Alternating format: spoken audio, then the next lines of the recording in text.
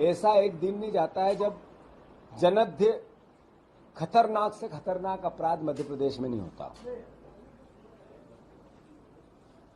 दलितों पर अत्याचार, आदिवासियों की हत्या और बलात्कार, लगातार गैंगरेप, यहां तक कि फिरौती के केस, और हर वो क्षेत्र जिसमें शासन और सरकार का सरोकार है,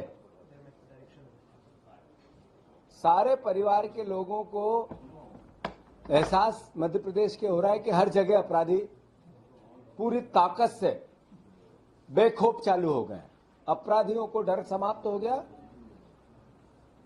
और एक प्लानिंग के तहत अपराध कैसे होते हैं उसका मध्य प्रदेश उदाहरण बनता जा रहा है। वो चाहे प्रशासनिक क्षेत्र में लगातार आग लगने के प्रोसेस हो, चाहे नर्सिंग का इतना बड़ा कलंक मध्य प्रदेश में जिसमें जांच करने वाले ही लगातार अब रिश्वत के मामले हो, चाहे यही जिन्होंने जो रिश्वतबाजी हुई इन्होंने ही पहले व्यापम की जांच की थी, चाहे अपराध की लॉ एंड ऑर्डर की व्यवस्था की बात हो, चाहे करप्शन के हिस्से की बात हो, मध्य प्रदेश हर क्षेत्र में जंगल राज की पराकाष्ठाओं को पार कर चुका है।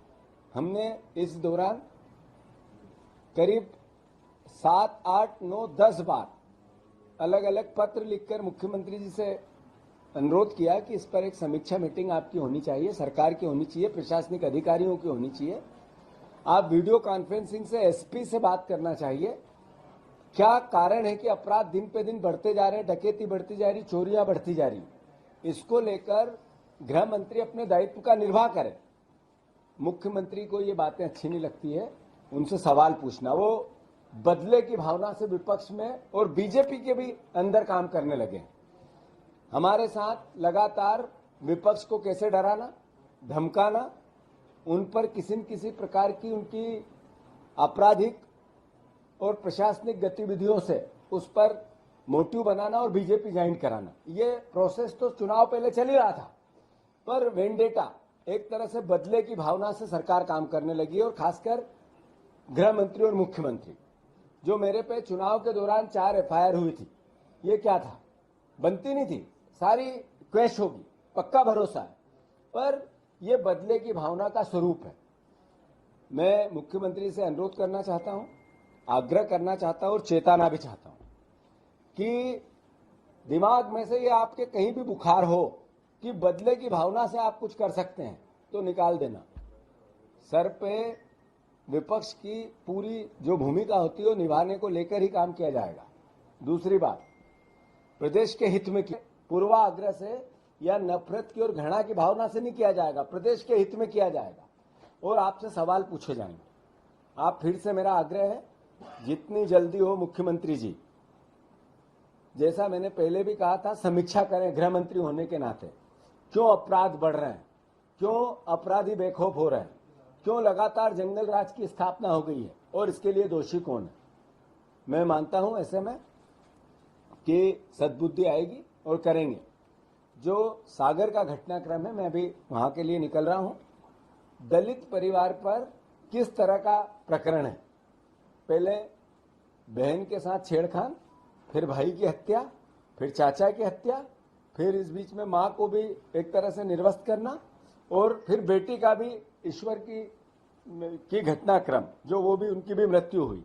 ये कहां सुना और पढ़ा आपने आज तक ऐसा, जैसा यहां हुआ है। मैं मानता हूं जो मैं प्रदेशों का नाम नहीं लेना चाहता, पर कई प्रदेशों में लिखा जा रहा था जंगल राज। मध्य प्रदेश सबसे ऊपर जंगल राज की श्रेणी में है और मुख्यमंत्री से आग्रह है वो जागें और इस अपराध को रोकने में उनको ईश्वर कामयाब करे। गुनाह में सर ये जूते की माला डाली गई, उसको गंजा किया गया, पेशाब, मैंने जैसा कहा कि हर जगह जंगल राज है, हर जगह अपराध है, हर जगह फिरौती है, हर जगह हत्याएं हैं, हर जगह बलात्कार है, गैंगरेप है।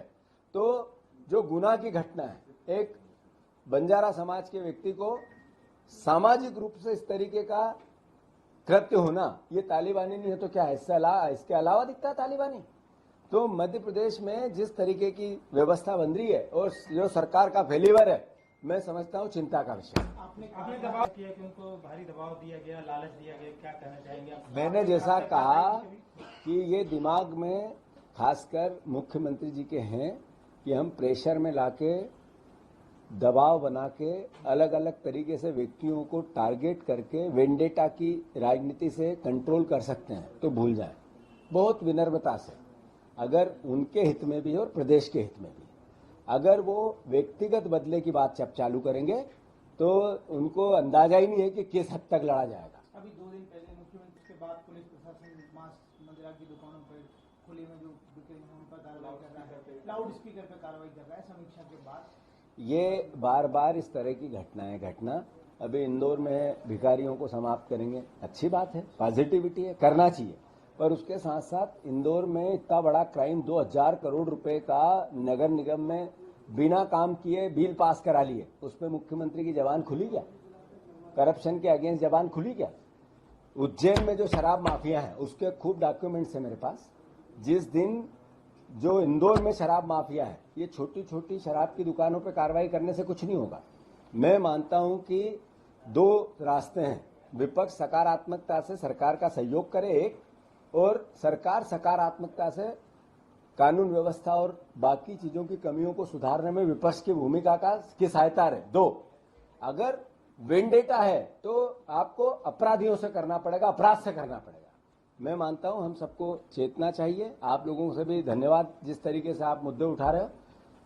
कांग्रेस पार्टी फिर से मुख्यमंत्री जी से मांग करती है अपराध पे नकेल कसो। इंदौर में पुलिसकर्मियों की पिटाई हुई है, इस मामले को लेकर आप क्या कहेंगे? क्योंकि ये सब चिंता का विषय है। इंदौर में पुलिसकर्मी की पिटाई होनी या अलग अलग तरीके से अलग अलग अपराधों की, उसको लेकर मैं बड़ी प्रेस कॉन्फ्रेंस कर रहा हूं। पर मेरा आप सबसे अनुरोध है कि मूल भावना है अपराध बेलगाम हो गए हैं और अपराधी खुले छूट गए, और इसमें मुख्यमंत्री को संज्ञान में लेते हुए मैं मानता हूं कि समीक्षा करके कानून का एक जो मोटिव है पॉलिटिकल लोगों से के बजाय अपराधियों पे जाना है। भैया, विधानसभा का सेशन आने वाला है तो पहले अपराधों का ग्राफ लगातार बढ़ रहा है, इसको लेकर विधानसभा का घेराव या ऐसी कोई रणनीति अभी बना रहे हैं आप लोग? ये सब चीजें आपको सही समय पे बताई जाएगी, पर कांग्रेस पार्टी सकारात्मकता से, सक्रियता से विपक्ष की भूमिका अच्छे से निभाएगी। करेंगे उसका अलग विषय है, आज भी तो है जघन्य है। मध्य प्रदेश में जंगल राज आ गया है।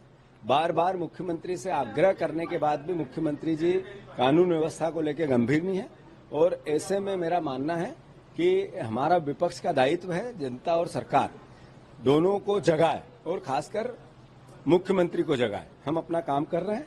मैं अभी पीड़ित परिवार से मिलने जा रहा हूं, पूरी वस्तु स्थिति को समझेंगे। कल दिग्विजय सिंह साहब वहां गए थे, ऐसे ही जो सीधी में कांड हुआ वहां भी हम जाएंगे, और मैं मानता हूं कि लगातार बिगड़ती हुई कानून व्यवस्था को लेकर हम चिंतित। एग्जिट पोल 2024 1 जून शाम 6 बजे से, लोकसभा चुनाव के नतीजे 4 जून सुबह 7 बजे से। देखिए चुनाव नतीजों से जुड़ी हर खबर सबसे पहले, सबसे सटीक, केवल अमर उजाला पर, amarujala.com।